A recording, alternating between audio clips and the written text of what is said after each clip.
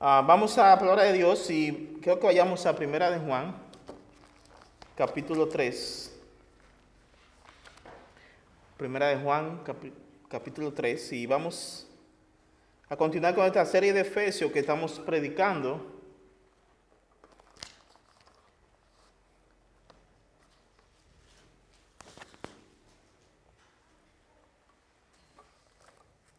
Me puedo poner aquí. Ok.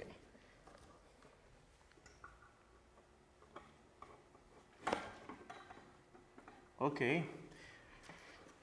Y vamos a pensar un poquito, mis hermanos, en este punto que vamos a estar viendo aquí. Ya usted vio en el tema, bueno, el título lo van a ver, creo que lo vieron.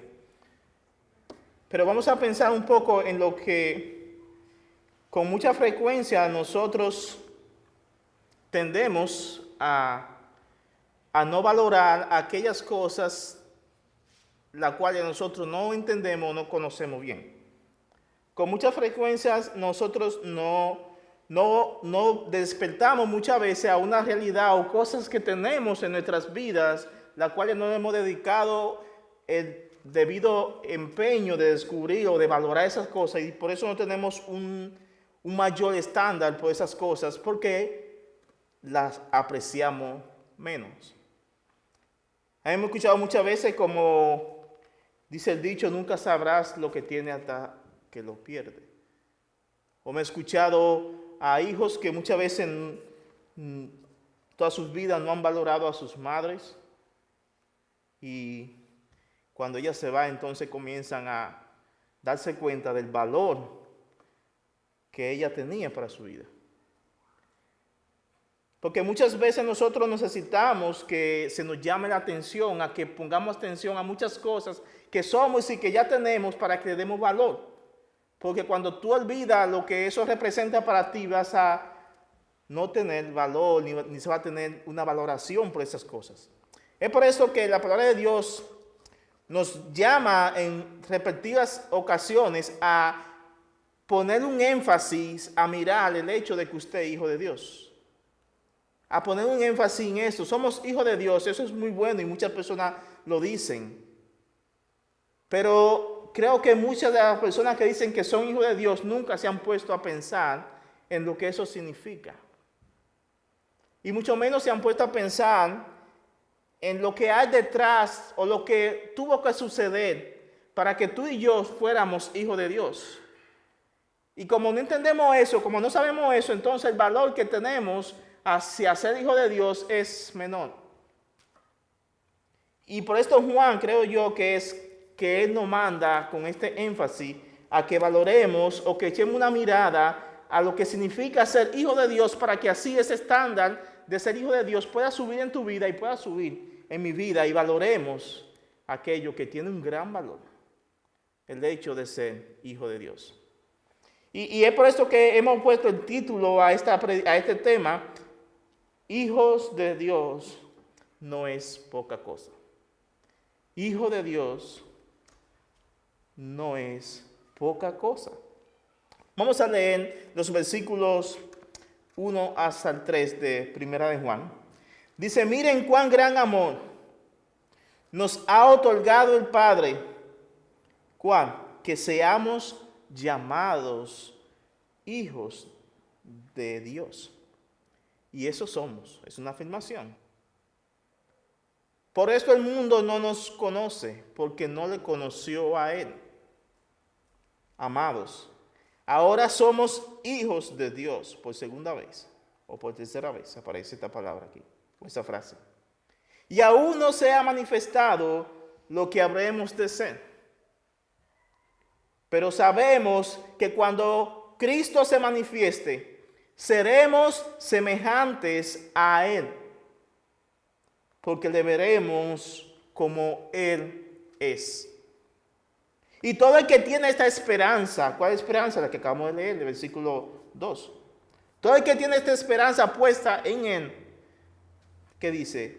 Se purifica a sí mismo como Él es puro. Vamos a orar. Señor, pedimos que en este tiempo que acabamos de leer tu palabra y la vamos a exponer, que tu Espíritu nos dé la gracia que necesitamos para valorarte a ti, valorar tu sacrificio. Que podamos nosotros ver la realidad de ese gran amor tuyo, Señor. Que nos ayude tu Espíritu a comprenderlo, a aplicarlo y vivirlo, Señor. Para que nuestra vida pueda ser una adoración, una devoción a ti, Señor, en todo lo que hagamos, Dios. Sé tú exaltado, sé tú glorificado con todo. Que tú uses este vaso de barro que va a exponer tu palabra para tu gloria, Señor, que puedas tener temor y reverencia al hacerlo, Señor. En el nombre de Cristo Jesús. Amén y amén. Pues vamos otra vez a la primera parte de este versículo 1. Dice, miren, cuán gran amor nos ha otorgado el Padre. Y yo creo que nosotros veamos como primer punto, este punto, como saber, pon atención a lo que Dios ha hecho para hacerte hijo de Dios. O pon atención a lo que Dios ha hecho para hacerte a ti hijo. Porque prácticamente, si ustedes ven ese versículo, se dan cuenta que es lo que Juan está tratando de hacer con quienes iban a leer esta carta. Ustedes saben lo que significa, miren. Eso es un llamado de atención, pon atención, miren, presta atención a este. Miren, en plural. Y sin duda usted se da cuenta que aquí lo que Juan está tratando de hacer es simplemente tratando de que tu enfoque se ponga en Dios y su gran amor.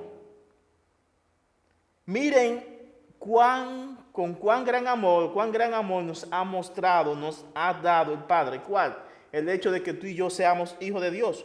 Juan quería que sus lectores se percataran de lo que ellos son, primeramente, de lo que ellos son. Y la otra cosa es cómo ellos llegaron a hacer eso. Juan quería que ellos supieran, ustedes son hijos de Dios, por eso repitió como 3 veces o más. Pero también Juan quería que ellos supieran cómo ellos llegaron a hacer eso. Y lo que eso implica.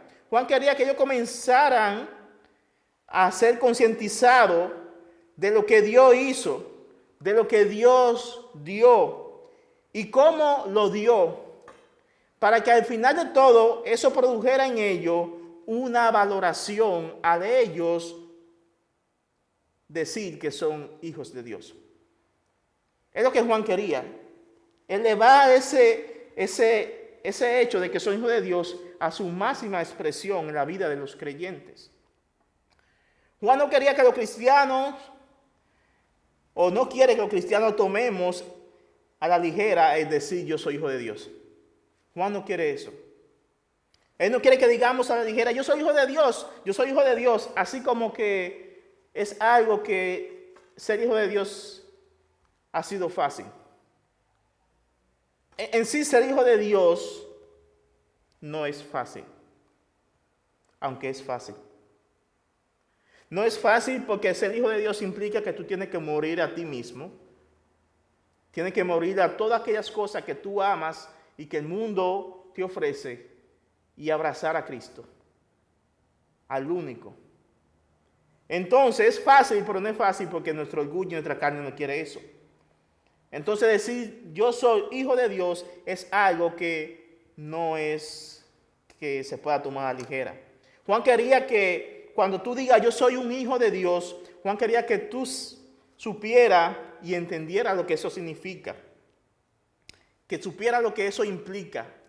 Que tú supieras lo que se tuvo que hacer. Que supiéramos lo que se tuvo que hacer para ser hijo de Dios. Y también Juan quería que supiéramos la demanda que hay detrás de yo ser hijo de Dios. Eso Juan quería. Miren cómo dice esta parte del versículo al principio. Dice, miren cuán gran amor. Este es un mandato, lo que sabe un poquito de gramática. Este es un mandato. Miren. Pongan atención, cuán gran amor. Juan pudo haber dicho, miren el amor. O miren el amor de Dios. Pero él decidió, haciendo un énfasis, de poner esa descripción, ese calificativo. Dice, miren cuán gran amor nos ha dado el Padre para que nosotros seamos llamados hijos de Dios. Y es interesante porque nosotros nunca vamos a saber lo que es amar hasta que no hayamos entendido cuánto se nos amó a nosotros. Nunca vamos a saber lo que es amar hasta que no hayamos entendido cuánto se nos ha amado a nosotros.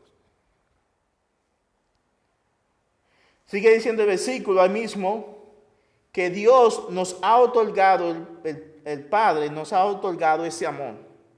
Y es interesante porque el hecho de que diga que Dios nos ha otorgado, ¿qué quiere decir eso? Bueno, cuando tú ves esta frase que Dios nos ha otorgado, quiere decir que es algo que tú no ganaste, que tú no mereciste, es algo que tú no contribuiste a nada, es un regalo que para ti es gratis, pero tuvo un gran precio para Dios. Y lo que nos llama la atención de esto, mis hermanos, es que nosotros nunca vamos a saber cuánto tienes hasta que tú no sepas cuánto se te ha dado. No vas a saber, yo no voy a saber cuánto yo tengo hasta que no sepa cuánto se me ha dado. No vamos a saber cuánto perdonar hasta que no sepa cuánto se te ha perdonado, cuánto se me ha perdonado. No vamos a saber eso. Sin duda, ese gran amor que Juan está describiendo aquí en este versículo, mis hermanos, ese gran amor que Dios ha entregado, que Dios ha regalado, no es un sentimiento. No. No es un sentimiento, sino que es una persona. Ese gran amor que Dios ha dado se ha hecho carne y vino a este mundo. Ese amor que Dios entregó y que fue sacrificado y que fue muerto en la cruz por nuestro pecado fue nuestro Señor Jesucristo. Él fue el amor encarnado de Dios que vino a este mundo, que murió en la cruz para hacernos a nosotros entonces hijos de Dios. Es por eso que Juan quiere que miremos a ese gran amor de Dios para que valoremos, porque al final y al cabo nosotros somos hijos de Dios, pero alguien tuvo que pagar un precio que ni tú, ni yo, ni nadie más en el mundo, ni en el universo podría pagar. Cristo tuvo que sufrir por nosotros. Nosotros recibimos amor. Cristo recibió la ira fulminadora de Dios por nosotros. Nunca vamos a entender cuánto Dios nos ha dado o cuánto Dios nos ha amado, cuánto Dios nos ha perdonado y cuánto Dios ha hecho por ti y cuánto Dios ha hecho por mí, hasta que nosotros entendamos qué tan pecadores éramos y qué tan perdidos y sin esperanza nosotros estábamos. No vamos a entender, no vamos a valorar el perdón, el amor, el sacrificio de Dios hasta que no entendamos qué tan perdido estaba. Es por esto que una gente que tú le predicas el evangelio acerca de lo que Dios hizo por él, esa persona no se sensibiliza ni tampoco siente ningún tipo de contritación en su ser. ¿Por qué? Porque esa persona se cree demasiado buena y perfecta para no creer que lo que Cristo hizo tiene algún valor. Solamente cuando tú llegas y cuando yo llego a la bancarrota espiritual, es que entonces yo comienzo a apreciar lo que Dios hizo, lo que Cristo hizo. Eso es lo que se conoce como el arrepentimiento. Cuando uno llega a ese punto donde tú reconoces, wow, yo soy una basura, por así decirlo. Yo estoy tan perdido que ni lo perdido me puede salvar. Yo estoy tan perdido que solamente alguien, aparte de mí, puede salvarme. Solamente cuando se llega ahí es que comenzamos a valorar el amor que Dios tuvo por nosotros. Nunca vas a estar tan agradecido inmensamente con Dios y con Cristo hasta que no sepas cuánto se te ha perdonado sin merecerlo. Nunca vamos a estarlo hasta que no sepamos. Usted se acuerda en la Biblia cuando, creo si no me equivoco, cuando Jesús fue invitado a una cena, a una casa de unos personas de mucha importancia en la sociedad. Y llegó una mujer con un frasco de perfume y lo derramó sobre Jesús y lloró en sus pies y lo secó con sus cabellos. Y Jesús dice, déjenla. Porque al que mucho se le ha perdonado, mucho ama. Pero al que poco se le ha perdonado, poco ama. Esta mujer cuando vio lo que Cristo hizo, lo que Dios hizo por ella, no le puso medida y desbordó todo su ser ante Jesús, mostrándole su amor. Por eso cuando nosotros entendemos cuánto se nos perdonó, cuando yo entiendo, wow, quién yo era y lo que yo hacía y dónde estaba y de dónde Dios me sacó, entonces yo puedo venir ante Dios y decir gracias. Porque yo no veo mi vida con un futuro si tú no me hubieses sacado de ese lugar o donde yo estaba. Miren lo que dice Juan 3:16, usted lo conoce este versículo, pero tiene una gran verdad.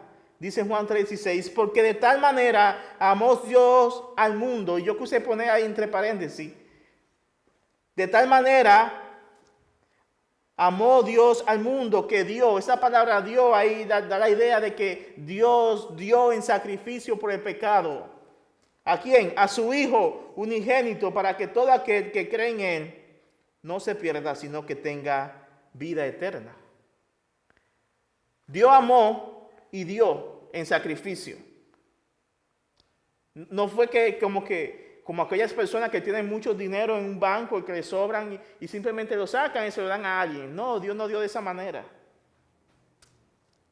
Dios tuvo que darle aquello que le costó, aquello que le dolió.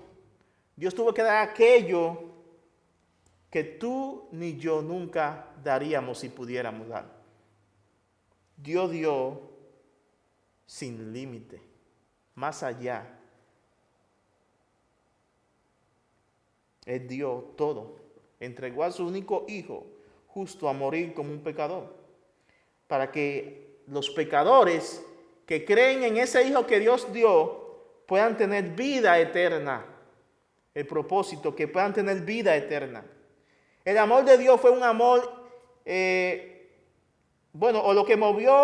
amor de Dios fue lo que lo movió a tomar esa decisión, esa iniciativa de salvar a hombres y a mujeres perdidos en sus pecados y salvarlo, aquellos que eran enemigos de Dios, aquellos que servían a Satanás, que éramos tú y yo, para que ahora fuéramos hijos de Dios. Fue ese amor que tomó la iniciativa. Y espero que nosotros ahora, como en esto que hemos explicado, podamos darnos cuenta, podamos percatarnos de lo que Juan quería concientizar en nosotros cuando veamos el gran amor de Dios. Porque a veces suena bonito y como mariposa en nuestro estómago o en nuestro corazón de decir, wow, Dios me ama. Y es verdad. Pero cada vez que tú piensas en el amor de Dios, piensa en el sacrificio de Cristo. Cada vez que tú piensas en el amor de Dios, piensa en lo que costó. Porque simplemente cuando tú sabes lo que costó eso, vas a valorar. Es por eso que quiero traer este ejemplo, cuando tú eres alguien que pasaste mucho trabajo para poder hacerte una profesión, pasaste hambre, desvelo, sueño, pasaste tanto sacrificio para poder llegar a graduarte de lo que estudiaste, tú valoras mucho esa carrera, ¿no? ¿Verdad? Porque te costó. Pero si eres de lo que a regañadiente iba y lo tenía todo, y iba porque te obligaban, al final y al cabo, cuando te gradúes, no vas a sentir ningún valor por eso. Porque no te costó. No te costó. No hubo nada que te movió a dar. Del mismo modo, cuando tú entiendes el amor de Dios y entiendes que costó un precio, entonces lo vas a valorar como debe de ser. Lo vas a tener en alto. Dios te amó a ti de una forma incondicional. Dios nos amó a nosotros de una forma inmutable, que no cambió. Dios te amó de una forma sacrificial, nos amó de una forma sacrificial. Dios nos amó a nosotros desde antes de la fundación del mundo. Antes de Dios crear los planetas, el universo y todo lo que existiera, ya Dios te había amado a ti. Dios te amó a ti y a mí antes de nosotros convertirnos a Él. Y nos amó después que nos convertimos. Dios nos amó a nosotros antes de pecar y después de tu pecado. De la misma manera Él siguió amándote siempre. Su amor no ha cambiado. Y es por eso que cuando nosotros vemos el amor de Dios, es un amor bien diferente al que nosotros podemos producir. Dios te amó incondicionalmente. Su amor es sin medida, no tiene medida, es sin límite. Es un amor eterno que siempre va a ser. Y entonces cuando tú comienzas a entender, cuando nosotros comenzamos a entender ese amor de Dios que tuvo por nosotros, entonces vamos a comenzar, mis hermanos, a adorar a Dios. Solamente cuando tú y yo comenzamos a entender ese amor de Dios y lo entendemos y lo aplicamos a nuestra vida, entonces eso va a resultar en consecuencia que vamos a comenzar a adorar a Dios ¿con qué? Con una vida de devoción y entrega, una vida apasionada por Dios, por la obra de Dios, por las cosas de Dios. Una vida que va a poner a Dios y las cosas de Dios en prioridad. Que se derrumbe el mundo, pero mi Dios es primero.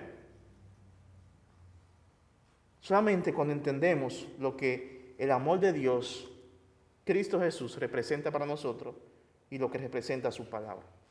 Miren cómo dice más adelante Juan, en el capítulo 4, primera de Juan, capítulo 4, 10, dice, en esto consiste el amor. Aquí hay una definición del amor. Si usted quiere buscar una definición bíblica del amor, aquí está una definición bíblica de lo que es amor.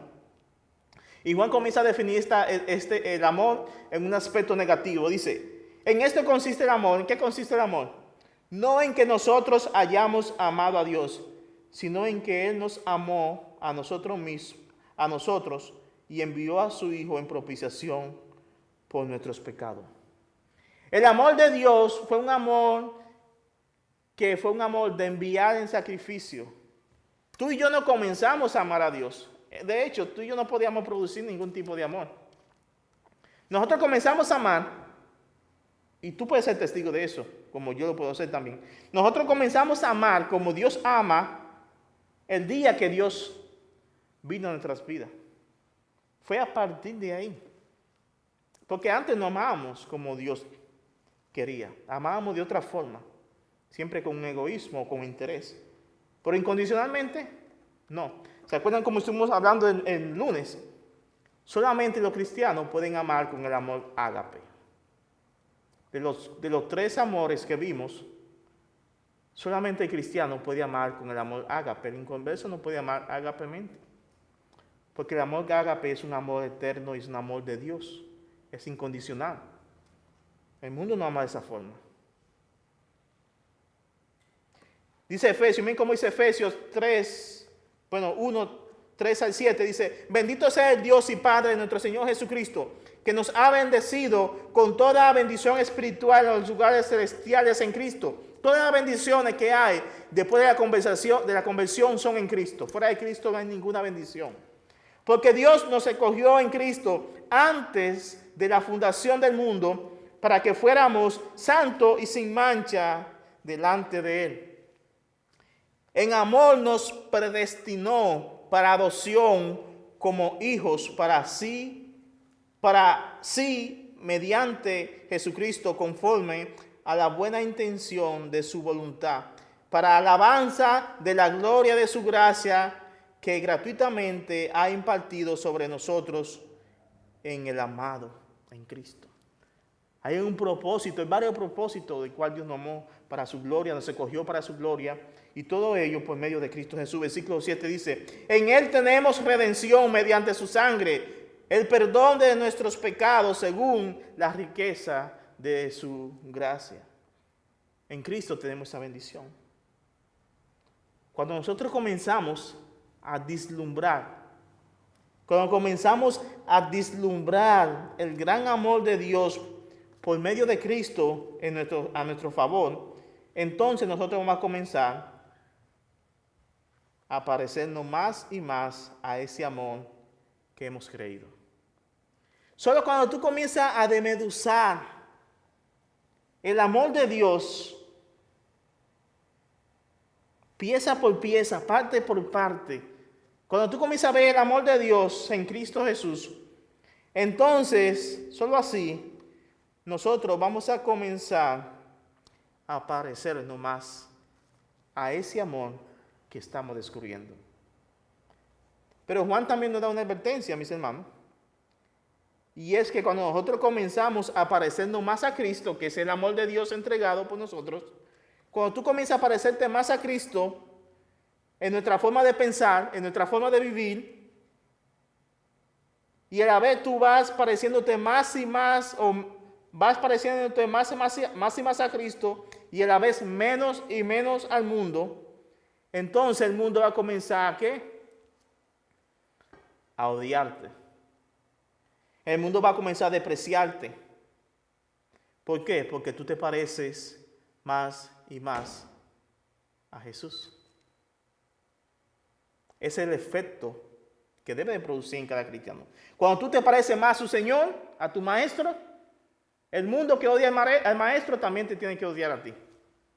Así debe ser. Jesús mismo lo dijo, más adelante vamos a leerlo. Pero miren como dice el mismo el versículo, al final del versículo 1, dice, por esto el mundo no nos conoce porque no le conoció a Él. Dice, el mundo no lo conoce, y esta idea de conocer también lo entendemos un poquito bien. Pero lo que quiere decir es, por esto el mundo no nos acepta. Por esto el mundo no nos recibe. Por esto no le agradamos al mundo. ¿Por qué? Porque el problema del mundo es con Cristo.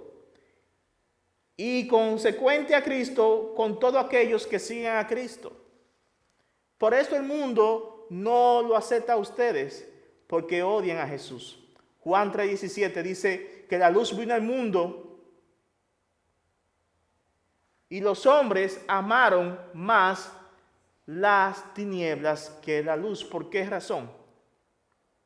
Porque dice que ellos amaban la oscuridad. Porque sus obras eran malas y amaban la oscuridad. Pero Jesús le quiso dar una advertencia a los discípulos, ya al final de su ministerio, le quiso decir a ellos una advertencia que ellos van a pasar, para que no fuera una sorpresa. Juan 15:18 dice, si el mundo los odia,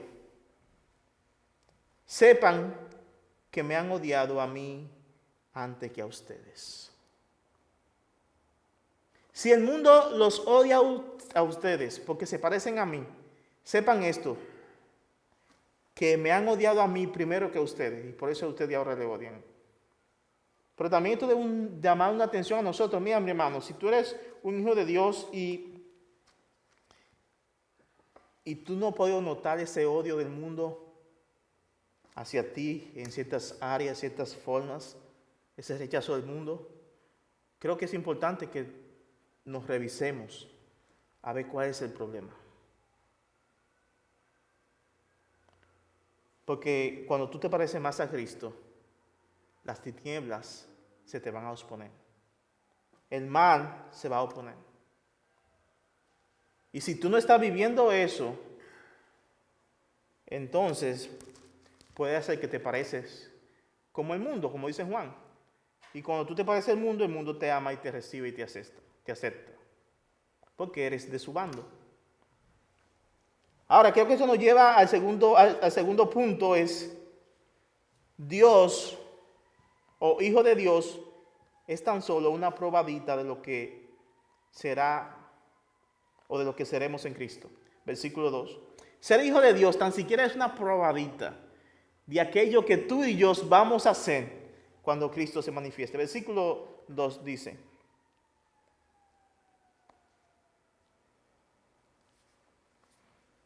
amados, ahora somos hijos de Dios y aún no se ha manifestado lo que habremos de ser. Pero sabemos que cuando Cristo se manifieste, y habla de su segunda venida, seremos semejantes a Él, porque le veremos como Él es. Ser hijo de Dios tan siquiera solamente es una probadita. Si nosotros hemos confiado en Cristo, si hemos creído en Cristo, si hemos creído en ese sacrificio que Cristo hizo por nosotros, por la fe, y descansamos en lo que Cristo hizo, y que después que hayamos entendido el Evangelio, nosotros hemos confiado y abrazado a Cristo, entonces la Biblia dice que somos hijos de Dios. Dice que eres hijo de Dios. Si has creído en Jesús, en el nombre de Cristo, eres un hijo de Dios, como dice Juan 1:12, que a todos los que le conocieron, a los que creen en su nombre, le dio el derecho, la potestad legal de ser hecho hijo de Dios. O como dice Romanos 8:16, que el Espíritu de Dios da testimonio dentro de nosotros de que somos hijos de Dios. Es interesante porque si tú eres hijo de Dios y llega el momento que tal vez tienes la idea de que seré yo hijo o no seré, el Espíritu Santo está ahí también indicando, seré hijo de Dios, que eres un hijo del Señor. Porque el Espíritu Santo da testimonio dentro de ti y dentro de mí de que somos hijos de Dios. Si hemos creído en Jesús de esta manera, es un hecho de que somos hijos de Dios. Pero ser hijo de Dios tan solo es una probadita de lo que nosotros vamos a hacer cuando Cristo venga. Cuando Él venga en gloria, y es pronto, cuando Él venga, nosotros seremos como Él es. Cuando Cristo venga por segunda vez, nosotros vamos a disfrutar a ese Cristo glorificado, a ese Cristo que ha sido resucitado, que murió y que vive y que tiene un cuerpo glorificado. Y nosotros también tendremos un cuerpo glorificado. Hoy en día nosotros luchamos con dos naturalezas, la que Pablo describe en Romanos capítulo 7, que dice Pablo, cuando quiero hacer algo bueno no lo hago, y cuando no quiero hacer algo malo, eso hago. Esas dos naturalezas que están dentro de nosotros. Cuando Cristo venga, va a haber una solamente, la naturaleza divina, y estaremos con Él. Lo veremos tal como Él es, en su gloria divina, magnífica. ¿Por qué razón lo veremos así? Porque también nosotros seremos transformados a semejanza de Cristo. Y lo vamos a poder contemplar. Es interesante, como usted lee en Éxodo, cuando Moisés quería ver a Dios, ¿se acuerdan que Dios le dijo a Moisés, Moisés, tú no me puedes ver? Porque si tú me ves, eso implica que tú tienes que morir. Porque no hay hombre que pueda ver a Dios y vivir. Porque estamos en un cuerpo lleno de pecado. Y Dios es tan santo y tan puro que si aquella cosa que no es santa y pura como Él lo ve, es fulminado.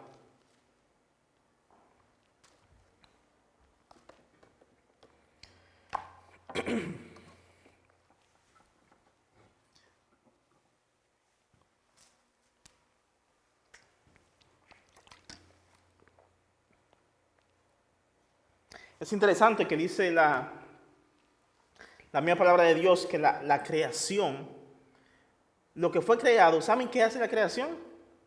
Dice que la creación espera con un anhelo ardiente, un anhelo que le está quemando la creación, ansiando que cuando Cristo se manifieste y los hijos de Dios sean magnificados, sean transformados con Cristo, sean transformados a la semejanza de Cristo. La creación lo anhela y lo desea. ¿Cuánto más nosotros deberíamos desear? Mira lo que dice Romanos 8:19. Dice, porque el anhelo profundo de la creación es aguardar ansiosamente la revelación de los hijos de Dios. La creación está esperando ese momento cuando Cristo se manifieste y los hijos de Dios seamos transformados a su semejanza. El propósito de Dios en nuestra salvación, mis hermanos, el fin último, es que los hijos de Dios lleguemos a ser como el unigénito Hijo de Dios. Miren como dice en Romanos capítulo 8, versículo 28 y 29, y sabemos que a los que aman a Dios, todas las cosas cooperan para bien. Esto es, para los que son llamados conforme a su propósito. Aquí entre el versículo 29. Porque a los que de antemano conoció, también lo predestinó a ser hecho conforme a la imagen de su Hijo, para que Él sea el primogénito entre muchos hermanos. Cristo, Dios, nos predestinó desde antes de nacer para que fuéramos como su Hijo. Ese es el propósito de la salvación, que al final tú y yo lleguemos a ser como Cristo Jesús. Dios, movido por su gran amor, nos ha destinado a que nosotros seamos como Cristo. Pero que seamos como Cristo, ¿en qué sentido? Bueno, que seamos como Cristo en el sentido de que nosotros también seremos perfectos. Aquí decimos en este mundo, aquí nadie es perfecto. Bueno, ya vamos a poder decir, sí, aquí sí es perfecto, porque aquí lo que nunca vas a encontrar es un imperfecto. En el cielo no. En el cielo no vas a encontrar ningún imperfecto. Aquí lo encuentras, sí, en esta tierra, pero allá no. Allá todos seremos perfectos como Cristo es perfecto. Tendremos un cuerpo glorificado como Cristo, sin pecado, un cuerpo que ya no va a tener esa vieja naturaleza. Seremos sin nada de temor ni sufrimiento, sin enfermedad. No que nosotros vamos a ser dioses, no, eso no es el punto. No seremos dioses, pero nosotros podremos ver a Jesús cara a cara y disfrutar de Dios, disfrutar de su gloria, de su esencia, sin tener interferencia del pecado en nuestra vida. Ser hijo de Dios tan siquiera es una probadita de lo que nos espera. Qué glorioso va a ser eso si tú conoces a Dios. Qué glorioso. Miren cómo dice William MacDonald, por ahí terminando, dice William MacDonald, dice, seremos físicamente como Jesús en el cielo. El Señor Jesús tendrá su propia apariencia concreta y llevará las cicatrices del Calvario por toda la eternidad. Usted se ha llegado a pensar una cosa. En el cielo muchas memorias tal vez no van a estar. Muchas memorias nuestras no van a estar. Pero hay una memoria que nunca se va a desaparecer. ¿Sabe cuál memoria es? La cruz. Tú y yo nunca vamos a olvidar de dónde Dios nos sacó. Y como prueba de eso, la Biblia enseña que Cristo Jesús va a tener en sus manos y en su costado las llagas, los huecos de los clavos, por siempre. Es increíble. El sacrificio de Cristo fue tal que cuando Él murió en la cruz tuvo que también, aparte de que dejó su gloria, después de la cruz, su aspecto en cuanto a su cuerpo físico, su cuerpo, su ser, y esa cicatriz iba a cambiar. Jesús ahora llevaría por siempre las cicatrices en sus manos, en sus pies y en su costado, por toda la eternidad. Y todos los santos que vamos a estar en el cielo, cada vez que veamos a Cristo y veamos su llaga, vamos a recordarnos, Él murió por mí. Por Él yo estoy aquí ahora. La cruz no se va a olvidar. La cruz va a ser un emblema por siempre, porque va a ser el emblema de nuestra salvación. Todos los santos van a recordar la cruz cuando vean a Cristo y sus llagas. Sigue diciendo aquí Matthew Henry, cada uno de nosotros que creemos tendremos nuestros propios rasgos característicos y seremos reconocibles como tales. La Biblia nos enseña que todos seremos iguales en el cielo. Es interesante porque cuando estamos en el cielo, nosotros de una forma u otra vamos a reconocernos los unos a los otros. No vamos a tener todo un mismo cuerpo o una misma apariencia, de modo que yo no pueda saber quién es. No, cuando estemos allá yo voy a saber que tú eras mi hermano en la tierra. Porque vamos a conocernos. Eso se va a quedar, porque no va a ser que Dios va a cambiar totalmente nuestra apariencia, que ahora no vamos a saber quién es quién, no. No vamos a reconocer y vamos a saber quién es quién, porque este fue mi hermano en la tierra y seguirá siendo mi hermano aquí en el cielo. Vamos a tener una apariencia con características que vamos aún a identificarnos los unos a los otros. Sin embargo, seremos moralmente como el Señor Jesucristo. Estaremos exentos de la posibilidad de contaminación, de pecado, de enfermedad, de dolor y de muerte. No tendremos nada de eso. En eso seremos iguales. No dolor, no pecado, no enfermedad. Y esto nos lleva a ver el último punto. Que somos o estamos esperanzados en Cristo y purificados en Cristo. Versículo 3 dice: Y todo el que tiene esta esperanza puesta en Él, en Jesús, se purifica a sí mismo como Él es puro. Todo cristiano que ha comprendido bien este gran amor de Dios por sus hijos, van a saber que al final de su era, al final de todo, ellos van a comenzar a experimentar una especie de santificación en su vida, desde ya. ¿Por qué es tan importante esta esperanza en Jesús? ¿Cómo es que la esperanza en Jesús comienza a purificarnos desde ya? Bueno, porque cuando tú entiendes cuánto Dios te ha amado, cuando tú entiendes que Cristo viene por segunda vez, eso tiene un efecto purificador en nuestras vidas. Tú quieres cambiar porque no quieres que cuando venga tu maestro te encuentre haciendo lo malo. Tú quieres que cuando Él venga te encuentre haciéndolo bien, como aquel fiel, bueno y justo, que fue fiel en lo poco y que lo mucho lo pondré. Entonces así tú quieres estar, y por eso la venida de Cristo y la esperanza en Cristo Jesús trae a nuestra vida una especie de purificación, debería de tenerlo. Y con esta esperanza puesta en Jesús, nosotros seremos purificados como Cristo es puro. Póngale ojo a esto, porque aquí no dice como Cristo se hizo puro, porque Él nunca fue impuro, Él siempre fue puro. Pero dice que nosotros tenemos que debemos de ser purificados como Él es puro, como Él es santo. Nosotros tenemos esperanza segura en Cristo.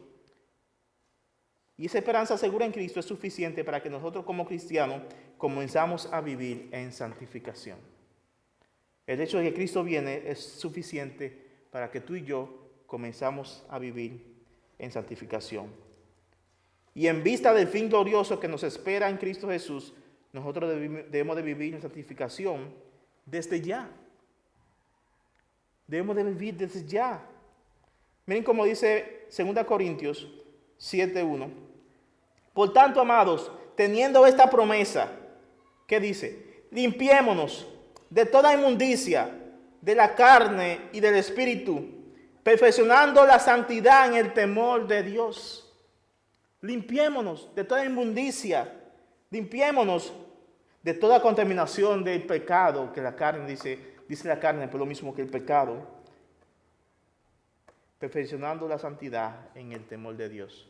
Es ahí donde se perfecciona la santidad, en ese temor de Dios. Y termino con esta frase de William McDonald, dice: hace largo tiempo que los cristianos han comprobado que la esperanza del eminente regreso de Cristo tiene una influencia santificadora en la vida del creyente. El creyente no quiere hacer nada que no